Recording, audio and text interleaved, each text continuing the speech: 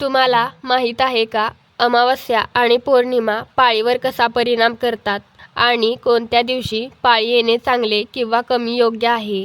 चला तर मग जाणून घेऊया. अमावस्या दिवशी पाळी आल्यास ऊर्जा कमी असते, पोटदुखी आणि थकवा जास्त येतो. आयुर्वेदानुसार पाळी अमावस्येला सुरू झाल्यास शरीर डिटॉक्स होते, पण काहींना अधिक थकवा जाणवतो. म्हणजे थोडक्यात शरीरासाठी सुरक्षित पण सोपी नाही. पौर्णिमे दिवशी रक्तस्राव जास्त होऊ शकतो, पाय हात सुजतात, भावना तीव्र होतात. काही लोकांसाठी पौर्णिमेला पाळी येणे जास्त तणावदायक असते, पण शरीराची ऊर्जा जास्त असल्यामुळे काहींसाठी सोपे देखील असते.